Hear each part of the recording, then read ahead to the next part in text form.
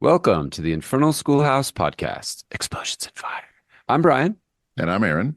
and today on the podcast, we've got a real treat. Actor Kevin Keppy, known for his abilities to inhabit the roles of all manner of creatures and characters on screen. Welcome to the show, Kevin. Hey, thanks for having me. It's good to be here. So we'll just get started here. Maybe if you could tell us a little bit about your journey. We've, kind of gone through your bio a bit and gotten to talk with you, going from studying computer animation and design to becoming a character and creature actor in Hollywood. Yeah, Yes. what the hell? Explain yourself. Exactly. What am I doing? Am I on the right path? I guess we'll find out. Yeah, so pretty much, yeah, definitely. I always started out big time gamer ever since the Nintendo Entertainment System came out, late 80s, 89. I think my brother Nice. and I got one in 89 or 90. So been a big time gamer my whole childhood, comic book collector, all that kind of stuff. And very much an introverted person forever. And so yeah, that's why I went to the Art Institute of Colorado, and that's where I graduated with a degree in computer animation. And they said Shout out to that Colorado. indeed, there in Denver, where I lived, two blocks east of the Capitol building, on I think the street's called Sherman. It's an area called Poets Row. It's I about, lived on Poets Row did once. you really? Shut up. I lived in the Nathaniel Hawthorne building is where I lived. Yeah. I want to say I lived in an Emily building or something. I don't Yeah. know that many poets. That's awesome. Yeah, so I love Denver. So I went to school there. And then when I graduated, they said, hey, surprise, if you want to use this degree, you have to either move to the East Coast or the West Coast where all the work is happening. Hmm. And I'm like, well, I'm not moving to the East Coast, and there's no way I'm moving to LA. And some classmates were going to move there. So I ended up moving back to Missouri, where I'm mostly from.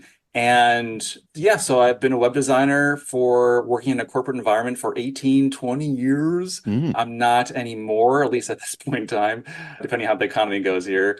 Shout out to IATSE and SAG strikes. But Good job, yeah. guys. Pull it together, please. Yes. And anyway, so I knew that I needed to, and I'll try to make this more brief, but I know I needed to work on myself 'cause being a very introverted person, a Hmm. gamer. I would do LAN games with friends all the time and loved it, all that stuff. So I'm like, okay, I think I need to see a play. I went to do some performing arts. I went to overcome these challenges that I've always had in speaking and standing up in front of people, having confidence and strength in myself, which are all incredible weaknesses for being an introverted person, especially one that loves to be behind a screen and with nobody else around. So that is a very comfort area, of course. So I know I Hmm. needed to challenge myself to grow to be a more well-rounded individual. So started taking adult acting classes in Springfield, Missouri, a contemporary theater there, and it blew my mind. It was one of the toughest things I've ever had to do was that first class and to be critiqued. Hmm. And I had two teachers, three students in class, and it was Oh, very wow. challenging. But I stuck with it.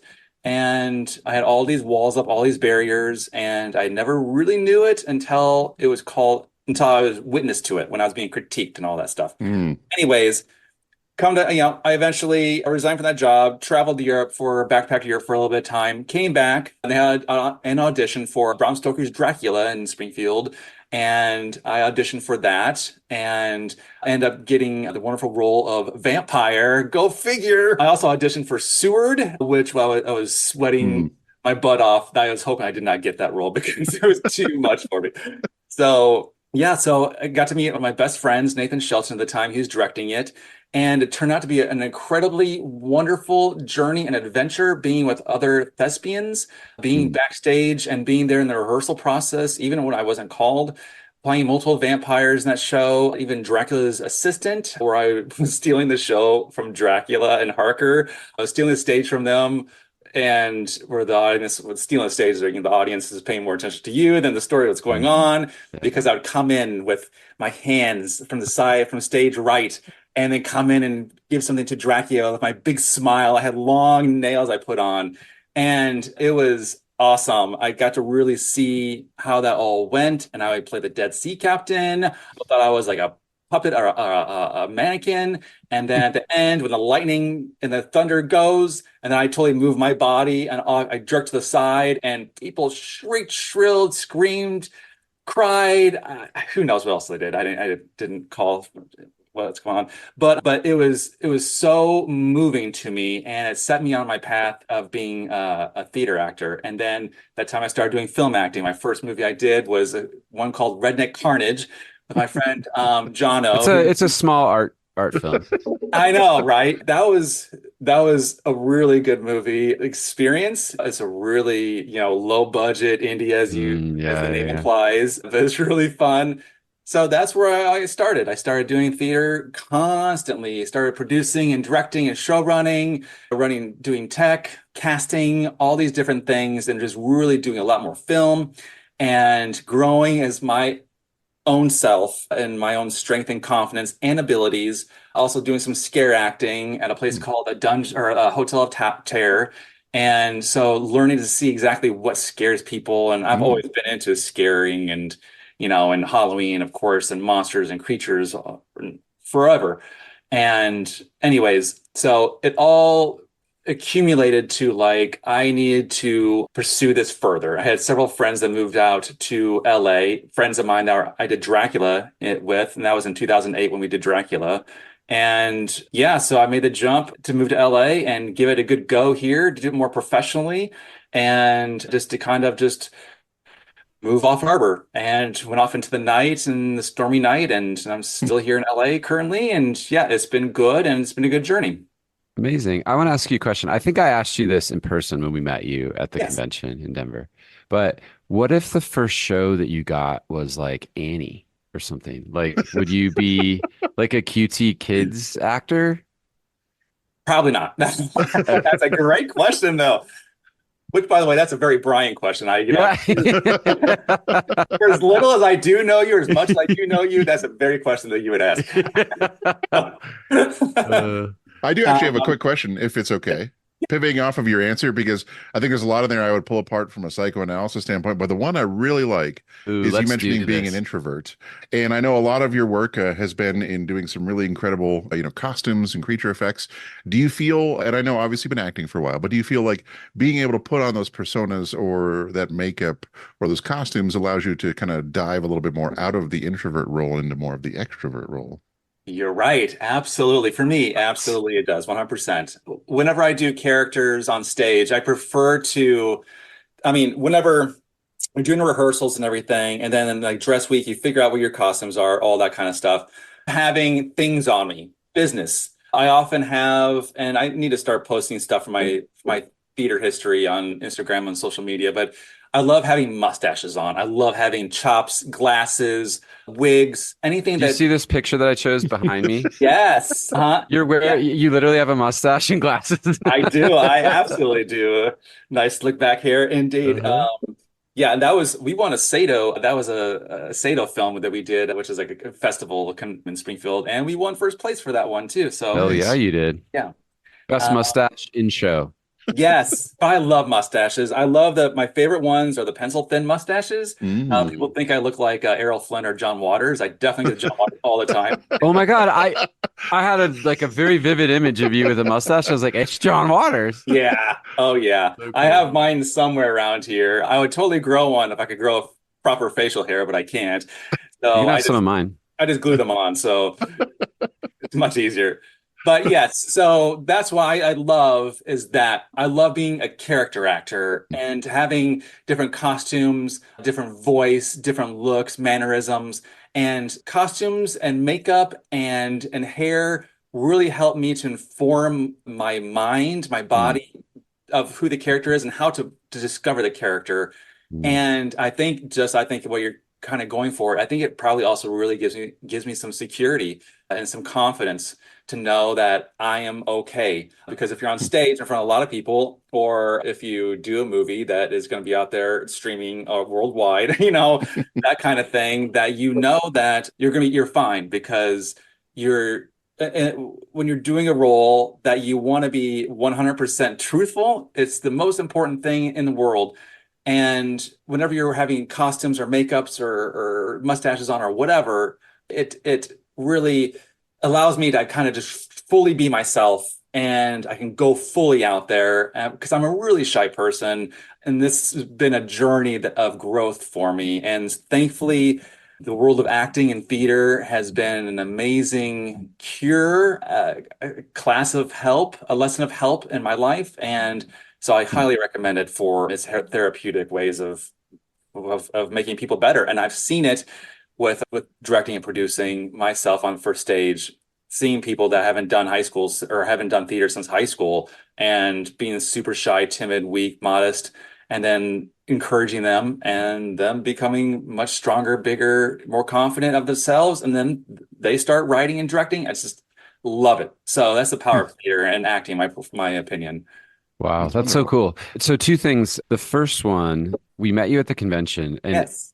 my first my first impression of you is just how outgoing you were. Hmm. So I've got to say, like, that's kind of amazing to know where you started and where Yes. you find yourself now. So congratulations. That's Thank you.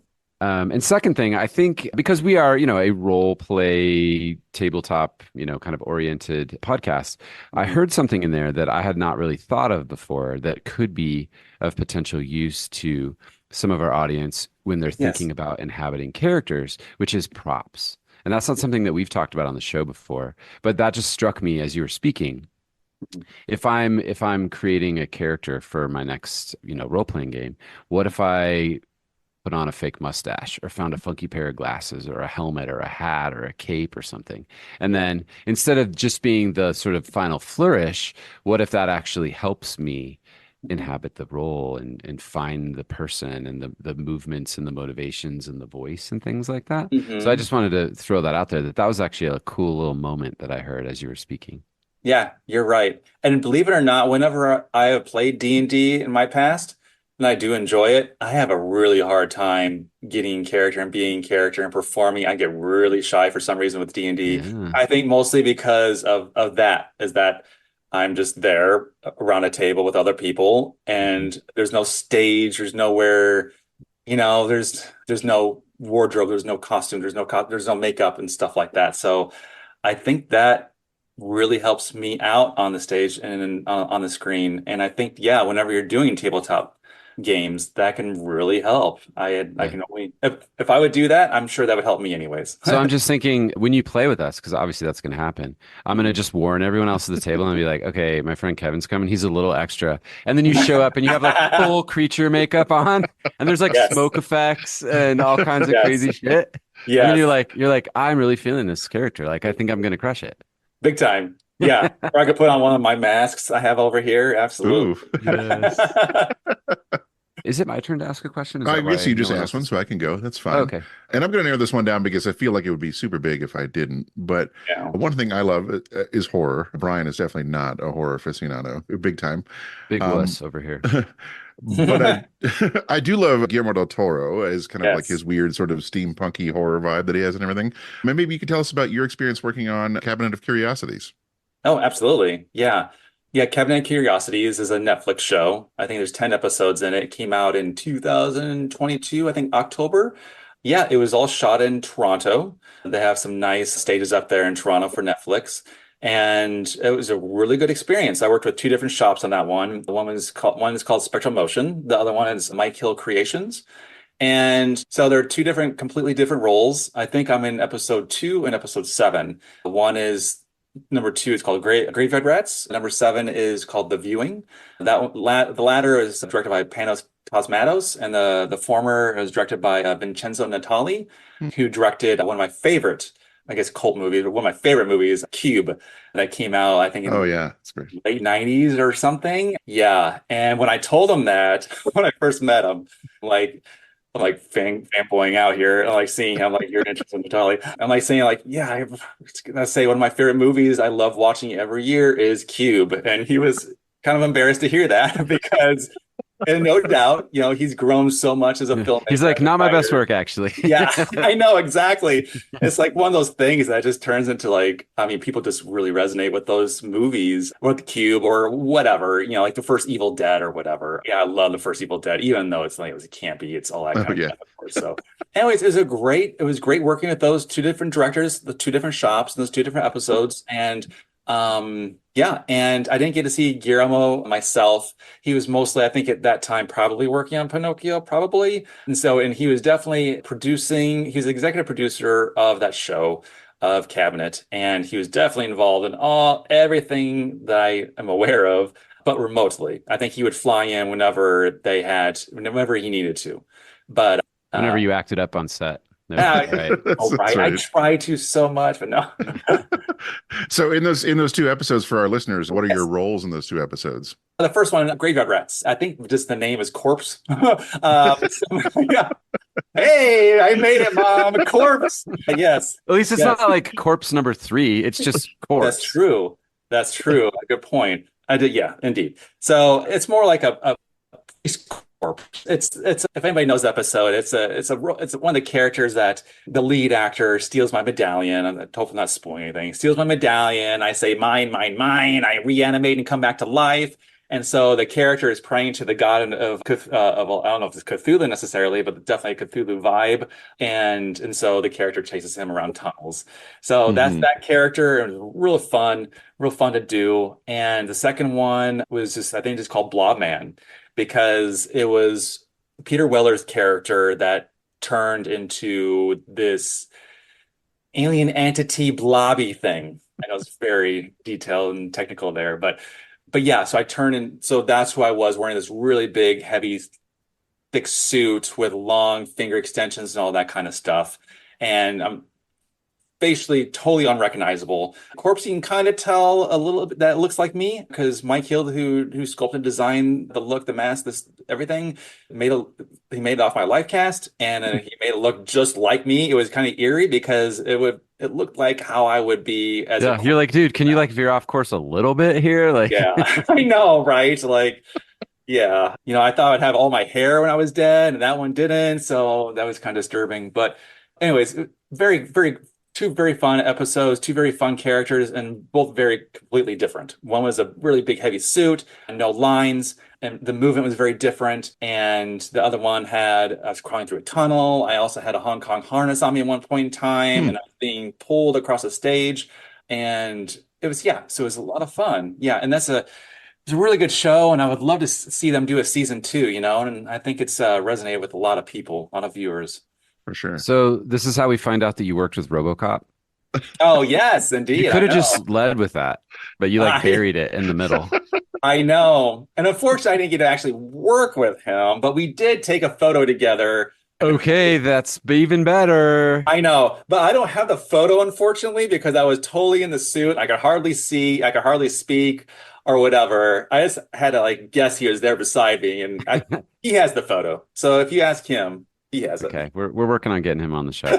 So, Kevin, speaking of heavy makeup and Yes. special effects, I'm interested in the process, the preparations, and if you have any like crazy stories about being completely caked in rubber masks and makeup and stuff like that.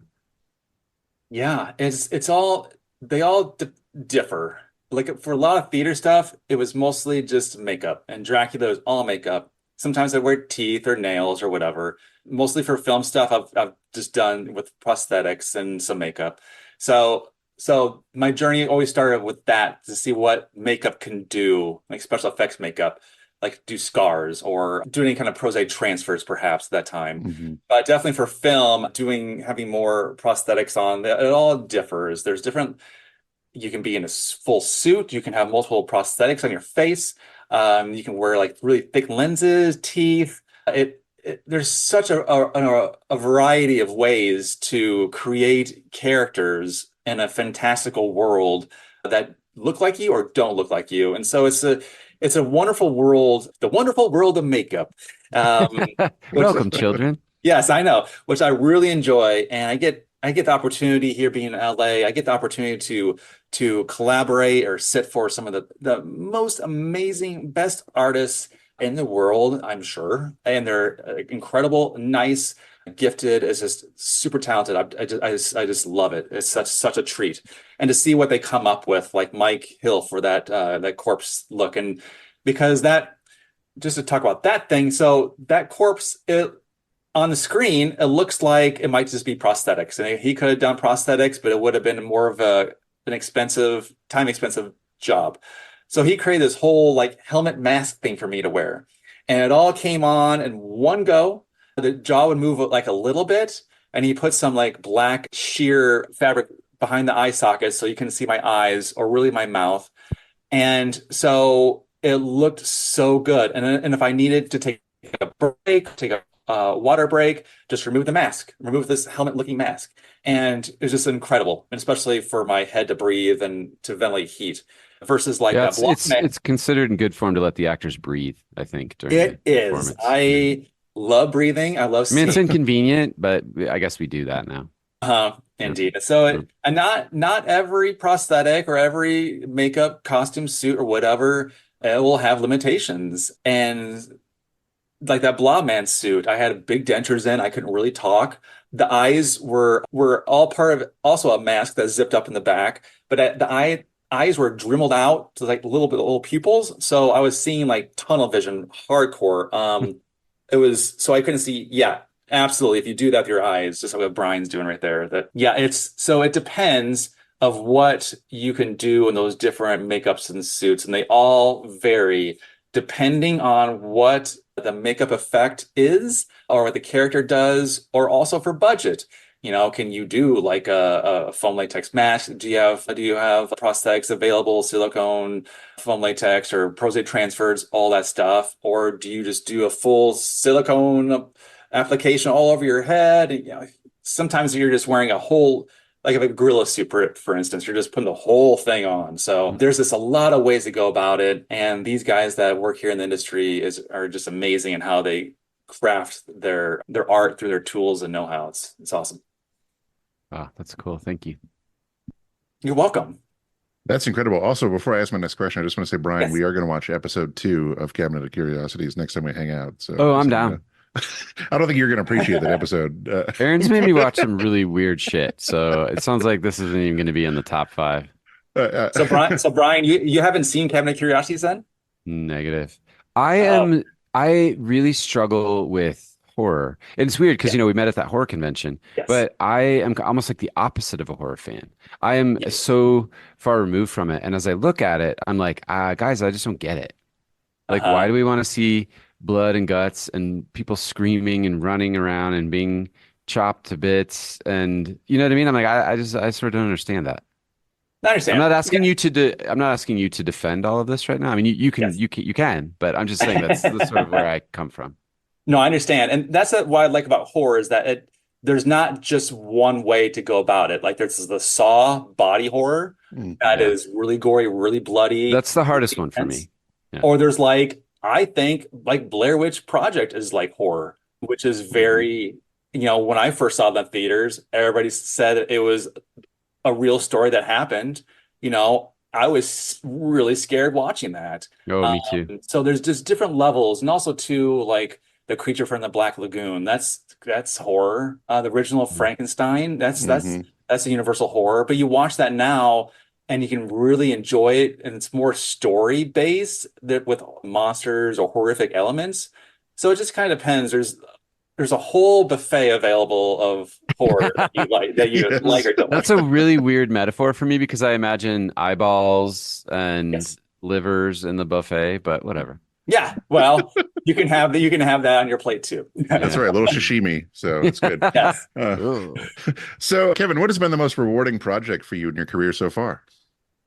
Well, I have many different rewarding projects. Of course, Dracula, my first one, that set me on my way. Every one of them, they all are great and wonderful. And they have, even the really bad ones, I say quote unquote bad ones for me, have really instructed me to know my limits, whether to say yes or no, or what I have learned from it. So that's always a tough question for me because I'm not really like a favorite kind of person. I have plants. I don't have kids. I'd probably have a really hard time to have have a favorite kid or something.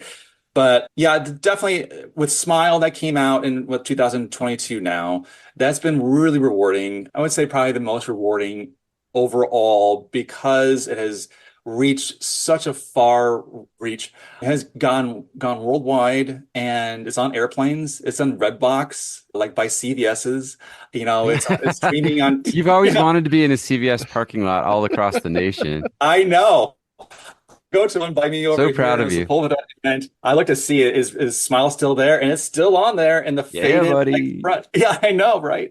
So that one has had a great expansive journey around the world. And not only just that, is that a lot of people really, really, really enjoy it. I really enjoy it. I enjoyed my time working on that movie and working with Parker Finn, who directed and wrote it, and with Paramount that produced it, Paramount Players, and with it being on Paramount Plus now and Amazon Prime as well. And so that's maybe the most rewarding. All right, I'll watch it. God, You need to. My gosh. I saw a clip of it and it was pretty gnarly. Yeah. Yeah. It can be, but that's the thing with Smile, and I'm not going to spoil anything, especially for you, is that it's not, I have a hard time with a lot of horror these days, especially 90s had their certain thing and the 2000s had their certain thing where everybody was about the jump scare, or like it's all built up as a scream. The scream, you're supposed to like jump and be scared. This one has Smile has a few jump scares, but they're not really intentional, but it's mostly about the psychological process, your journey of this, following this character, what they're going through. And Socia Bacon is absolutely amazing in the movie. And I felt for her so much when I saw her on set for what she had to go through on that day where we're on the stage together, as well as what she had to go through for the whole movie, because it's just, oh my gosh, it is twisting, it's contorting your emotions, your body, your mind, and holy cow. So it is a really good movie. Yes, it is horror. There are different elements to it. But what I love about horror, and whenever we did horror on stage, we did a show called The Grave Tales. My friend Sean Parker writes amazing horror scripts.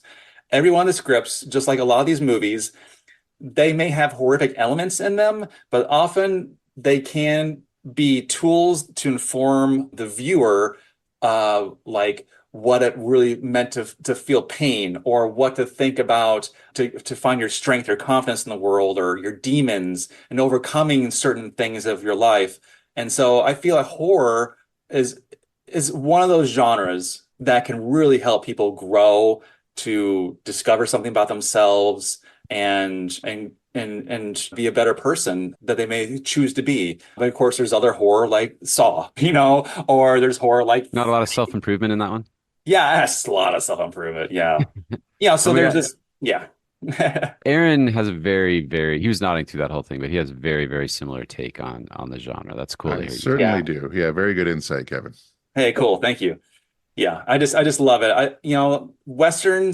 Westerns can be that there's some depth in different Westerns. Not every Western is the same, of course, but a lot of drama or comedy, there's different levels of all those different genres. But I just feel that horror has the ability to really bring in horrific elements, to really expose certain things, and also really give a lot of levity, a lot of humor and comedy, like the first Evil Dead. Come on, it's hilarious and also gruesome and horrific. And What a powerful combo. yeah, I know. Bang for your buck. Yeah, so that's what I love about horror, is that it's not, you can't fit it all in one box. Not at all. And people keep changing it all the time, all the time. For instance, and I want to get off on a tangent, like I saw probably 2 or 3 months ago, a movie called Late Night with the Devil. And that was, Aaron, did you see that one? Mm-hmm. Yeah. It's very good. Yeah. I just read it was on New York Times Best Movies of the Year list. No kidding. Yeah. Wow. Same deal. It's like a horror movie, quote unquote. But boy, it really shows a lot of different elements of the character or that time. Also, it's done in a certain style, a certain genre, a period, and it's just so well done. And I personally haven't seen anything like that before. Mhm. And so people keep making new things all the time. And again, not everything is good, but a lot of things are good. And Smile 2 should come out later this year. So I hope that Ooh. one is good. And yes, before you ask your next question, I am not in Smile 2. So Oh. Well, damn it, I'm not seeing it then. So, Kevin, you talked about it a little bit. You've talked about the past of horror and the sort of different, moments in time. But is there any trends that you're noticing, coming up with the genre that you want to highlight? A lot of psychological. I noticed that definitely after Smile. I'm sure maybe there's something in the air, or maybe and or Smile perhaps really inspired a lot of people to write certain things. But a lot of scripts that have been sent to me to be a different monster character or a straight actor or whatever have had a psychological twist.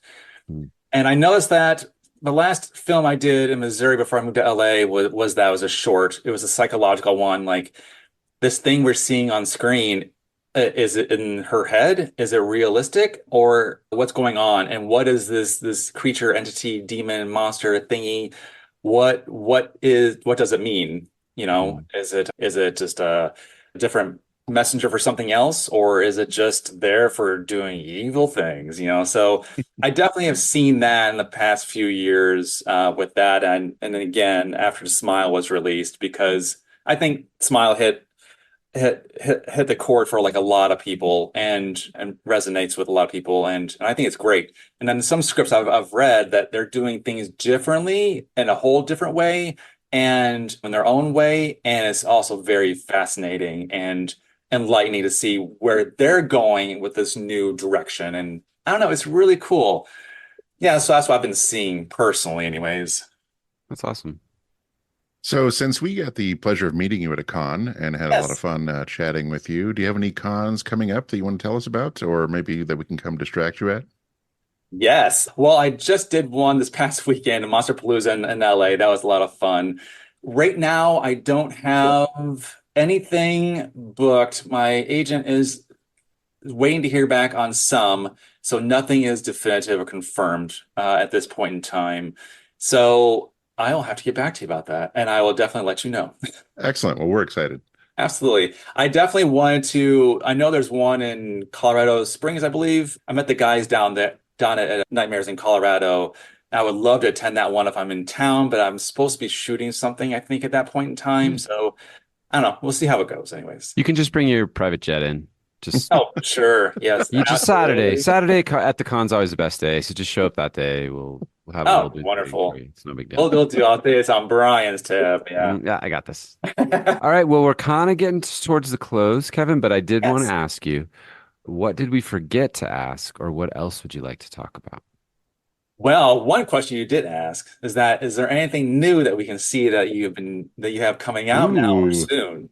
Yes. Okay, And I pretend will like I asked that say, question. and I will say, I know Aaron was thinking it, but indeed. I will say, yes, Brian, there is indeed something that just came out recently. There's a show called Evil. It's on Paramount Plus.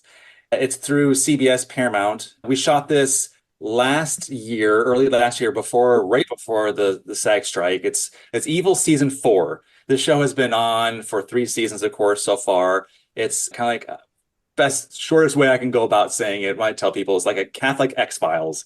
Yeah. Oh, I'm in. That sounds amazing.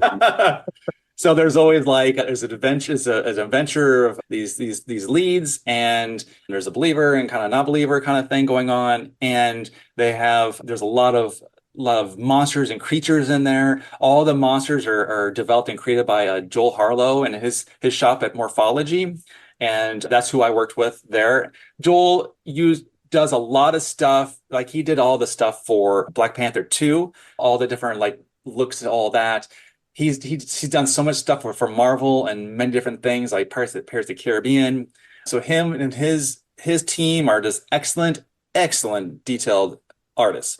And so I had the opportunity to work with them on this one for season 4. I was brought in to do two characters, and one of the characters can be seen now. So episodes 1 and 2 for Evil season 4 are currently available to stream on Paramount Plus, and I'm in 1 and 2, and I'll have another one. I don't know what episodes I have coming up, what numbers, but I have another character coming up that I like a lot.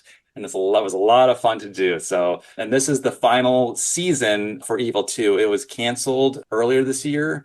And so they are going to go all out. And there's amazing creature effects and makeup effects going on and tons of fun things. So I highly recommend people to check that out. Um, Awesome. yeah. Oh, that's Sounds exactly. great. Yeah. If they would have called it Catholic X-Files, it probably would have gone 10 seasons. I just want to say my extreme restraint I'm feeling right now about not making any jokes about that phrase. I just want to. I know. I mean, it's highly inaccurate. I know, but that's why I like, okay, if I have like two words, whatever, it's Catholic It's Expo. perfect. I love it. Well, we'll definitely want to check it out. That sounds awesome. We'll add this to the other list of the Kevin Keppy collection that we need to catch up on here. So Yeah, thank you. Yeah, it was really fun to do. So I'm a huge, huge X-Files fan. So what really informed me to what I'm doing is X-Files and Buffy the Vampire Slayer. And so nice. whenever I did theater, we did a stage parody show of Buffy. We did that show for 7 years. We did most episodes. And so I was director, producer, played Spiken and stuff, played multiple big bads. But in a Buffy, there's always a big bad. And Mhm. just like in X-Files too, there's always like creatures and monsters. And so that's why, and in Evil, I was so excited because I got to be like a big bad of an episode. So it's awesome. I really had a great time, and I hope everybody else likes it. That's awesome. Well, Yeah. Kevin, thank you so much for joining us on the show today. We've absolutely had an extreme pleasure talking with you about all things horror related and yourself. Yes, absolutely. Thank you, Aaron, and thank you, Brian. And yeah, and exactly for doing tabletop stuff, I'd say the more fun things you can bring in, bring more theatrical things, candles, music, fog, Mustache. mustache. Gotta be a big mustache though, like in Texas Yeah, Hold'em. if it doesn't go past your lip, then like leave it at home, man. Like stop. Yeah, indeed. Yeah. I say, yeah, the more you can get into it and have fun and just it's the one thing about acting is that it really allows you to be it's freedom. It's freedom Hmm. first and foremost. And so and that's I know what tabletop does for like D&D and other games is that you can really be free and be you. You're in an area that you are safe and just in the theater, like my old acting coach used to tell me, he always said they show up for us. They pay the ticket. They believe in us. They are rooting for us. They're cheering for us on stage. So don't be shy. Don't be nervous. I mean, of course, we're always gonna be nervous, but they are here for you. So so it really lets you know as a theater actor or an actor on for screen is that we are fine. People are here for us, and our audience is a safe place. And so it's just like we're doing with the tabletop stuff that you're with a group of friends, you're in a closed room. Hopefully, there's nobody shouting at you or any kind of wife or like whatever, telling you to get off the game or whatever. But you're in a safe environment, and where it allows you to be free. Because when you're free, that's when your creativity comes out, and we really need to allow ourselves to be in that position and place to allow our creativity to come forth. Because I know myself as an introvert, a recovering introvert currently, still, we have all these walls and barriers up. And so the more we can bring those walls and barriers down, the more of our truth can sing, and the better, more in tune we can be with the true spirit of who we are. And that comes through the creation, the artistry, and also collaborating with other people and having great time and great fun. And that's what moments are made of, are those times. And that's what we remember are those authentic, fun, truthful times. And we should definitely harness that and put ourselves into those positions to do so. God damn, you should write a book, man. Well, I'm working on my TED Talk. No, that was a nice dry run. I'm in. Well, yes, Kevin, thanks again for Yes. being on the show. And as always, thank you, dear friends, for spending time with us this week. Please check us out on our Instagram account or at our website, infernalschoolhouse.com. Oh, and we sell stuff on Etsy too. And a quick reminder that we're now live streaming our Monster of the Week campaign on Twitch. You can watch our bi-weekly live episodes at twitch.tv/Infernal Schoolhouse. This will only stick around for 7 days on Twitch, so cast our past episodes at youtube.com/@Infernal Schoolhouse. Thanks, everyone. Thanks all.